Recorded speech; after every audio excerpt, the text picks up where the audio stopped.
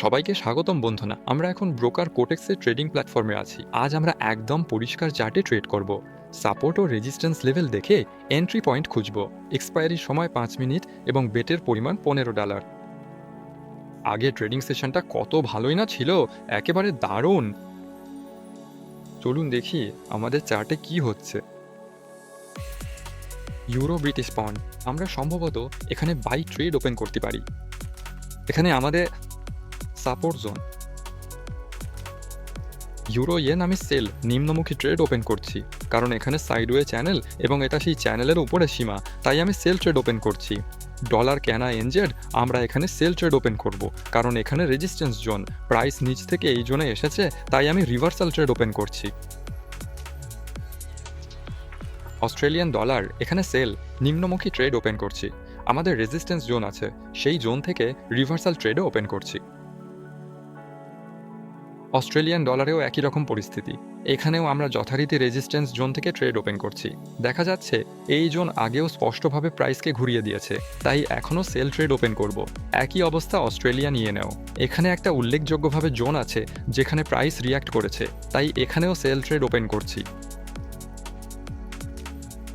এবং ডলার ইয়েনেও আমি sell trade open করছি একইভাবে রেজিস্ট্যান্স জোন থেকে। দেখা যাচ্ছে আগে এই জোনটিকে প্রাইস সাপোর্ট হিসেবে ব্যবহার করেছিল, পরে ব্রেক করার পর সম্ভবত কোনো নিউজের কারণে প্রাইস আবার এই জোনে এসেছে এবং এখানে কনসলিডেট করবে ও আরও নামবে। এখন পর্যন্ত 7টি ট্রেড ওপেন হয়েছে এবং আপাতত এর মধ্যে মাত্র 2টি ট্রেড মাইনাসে আছে। চলুন দেখি সবকিছু কিভাবে হচ্ছে। ডলার কানাডিয়ান ডলার আত্মবিশ্বাসের সঙ্গে প্লাসে আছে। ইউরো ব্রিটিশ পাউন্ডও লাভে আছে। ইউরোতেও আমি লাভে ছিলাম। অস্ট্রেলিয়ান কারেন্সিগুলো আমাদের এখানে আছে। অস্ট্রেলিয়ান কারেন্সিগুলো নিয়ে একটু সমস্যা হচ্ছে, তবে সমস্যা বললে ঠিক হয় না, একেবারে বড় কোনো সমস্যা না, দরকার দামটা আরও পড়া। দাম কখনো ওপরে কখনো নিচে, তাই এখনো বোঝা যাচ্ছে না সবকিছু কিভাবে বন্ধ হবে। মূলত দামটা এন্ট্রি পয়েন্টের বেশ কাছাকাছি আছে। আমি আর কোনো অতিরিক্ত ট্রেড খুলব না, এইগুলো বন্ধ হওয়ার অপেক্ষা করব।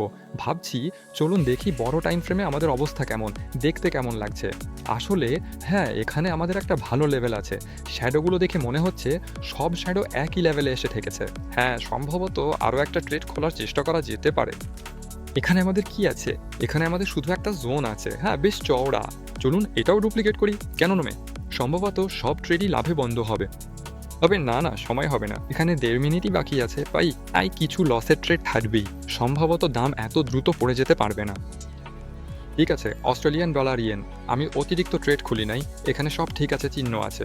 ইউরো ব্রিটিশ পাউন্ডে প্রথম ট্রেড বন্ধ হতে 8 সেকেন্ড। দাম বাড়তেই আছে, হ্যাঁ এখানে সব ঠিকঠাক। ইউরো ইয়েন 15 সেকেন্ড বাকি, এখানেও লাভ হবে। আসলে এটা এমনিতেই পরিষ্কার, দাম একবারও মাইনাসে যায়নি। আমরা একেবারে চূড়ায় ট্রেড ওপেন করেছিলাম, ওই 5 সেকেন্ডেই দাম অনেক নিচে নেমে গিয়েছিল। অস্ট্রেলিয়ান ডলার ইয়েনেও কিছু একটা ঝলকাচ্ছে, ওই ট্রেডটাও বন্ধ হয়েছে। ডলার কানাডিয়ান ডলারেও লাভ হবে, 9 সেকেন্ড বাকি। এখানে কোনো চমক নেই, কিন্তু অস্ট্রেলিয়ান ডলারের ক্ষেত্রে এখনো কিছুই পরিষ্কার নয়। আমাদের দাম এখানে লাভে ছিল নিচের দিকে, এটা আবার ফিরে এসছে, আবার পিছিয়েও গেছে। আসলে বোঝা যাচ্ছে না এই ট্রেডগুলো কিভাবে শেষ হবে। দাম খুব হঠাৎ করে লাফাচ্ছে, এখন একই অবস্থা অস্ট্রেলিয়ান ডলার ইয়েনেও। আসলে বোঝা যাচ্ছে না সবকিছু কিভাবে শেষ হবে। এখানে এই ট্রেডটা নিশ্চিতভাবেই লসে বন্ধ হচ্ছে, দাম একেবারেই যাচ্ছে না। এই ট্রেডগুলোর ব্যাপারে শিগগিরই জানতে পারবো। আরও একটা ব্যাপার, ডলার ইয়েন, এখানেও দাম আত্মবিশ্বাসের সাথে লাভের দিকে যাচ্ছিল এবং এখন শেষ 1 মিনিট বাকি, এটা আবার এন্ট্রি পয়েন্টে ফিরে এসেছে। হ্যাঁ, এখানে আরেকটা ট্রেড আছে, নিচেরটা লসে বন্ধ হবে 10 সেকেন্ড। সম্ভবত আর কিছুই বদলাবে না।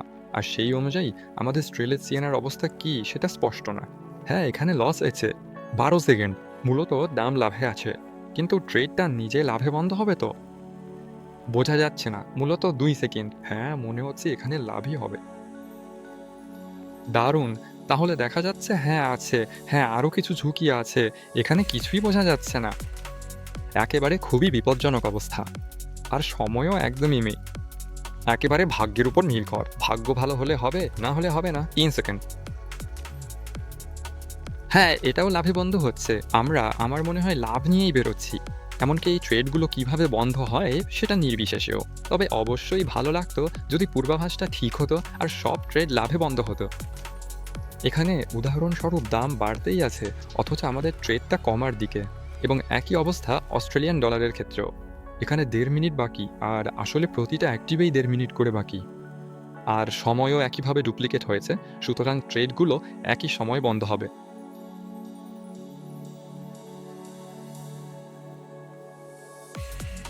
অস্ট্রেলিয়ানদের ক্ষেত্রে আমাদের ট্রেড লসে বন্ধ হবে, কারণ দাম ঘুরছে না, একমাত্র আশা অস্ট্রেলিয়ান ডলারে। এখানে অন্তত কিছুটা সম্ভাবনা আছে যে ট্রেডটা লাভে বন্ধ হতে পারে, কিন্তু আবারও সবে ভাগ্যের ওপর নির্ভর করছে।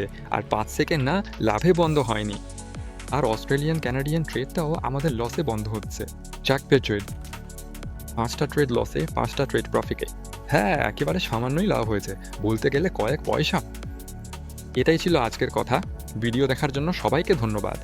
সবচেয়ে সফল ট্রেডিং সেশন ছিল না, তবে যাই হোক। চ্যানেলটি সাবস্ক্রাইব করুন, মন্তব্য লিখুন এবং খুব শিগগিরই আবার দেখা হবে। সবাইকে বিদায়।